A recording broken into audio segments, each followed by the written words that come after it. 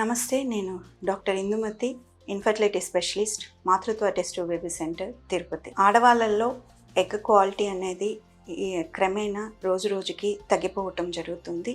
ఇది ఇన్ఫర్టిలిటీకి ముఖ్య సమస్యగా మారుతుంది.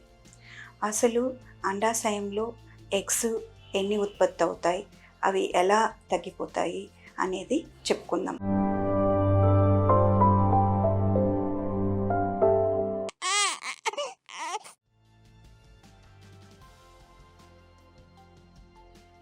యూజువల్గా ఆడవాళ్ళకి పుట్టినప్పుడే ఫిక్స్డ్ నెంబర్ ఆఫ్ ఎగ్స్ ఉత్పత్తి అవ్వడం జరుగుతుంది. అది ఆడవాళ్ళు పుష్పవతి అయినప్పటి నుంచి నెలకి ఒక్కొక్క అండం విడుదలవ్వడం జరుగుతుంది.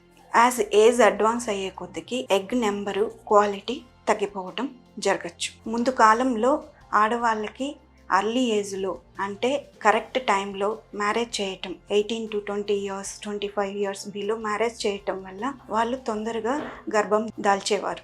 ఇప్పుడు పిల్లలు, ఈ జనరేషన్ పిల్లలు చదువు కోసమనో లైఫ్ సెటిల్ కాలేదనో మ్యారేజ్ పోస్ట్పోన్ చేయటం, లేట్ ఏజ్లో మ్యారేజ్ చేసుకోవటం, ప్రెగ్నెన్సీ కూడా పోస్ట్పోన్ చేయటం వల్ల most of the couples infertility బారిన పడుతున్నారు. దీనికి మనం ఇంకా కారణాలు ఎగ్ క్వాలిటీ తగ్గటానికి సరైన ఫుడ్ తీసుకోకపోవటం, బేకరీ ఐటమ్స్ ఎక్కువ తీసుకోవటం, స్ట్రెస్ ఎక్కువ ఉండటం, ఎన్విరాన్మెంటల్ పొల్యూషన్, ఇవన్నీ కూడా కారణాలు అవుతున్నాయి. దీనికి ఒకటే నేను చెప్పదలుచుకునింది, ఎగ్ క్వాలిటీ అనేది ఇంప్రూవ్ కావాలంటే సరైన డైట్, బ్యాలెన్స్డ్ డైట్ తీసుకొని స్ట్రెస్ తగ్గించుకొని సరైన టైంలో ఆడపిల్లలకు మ్యారేజ్ చేయడం అనేది మంచిది.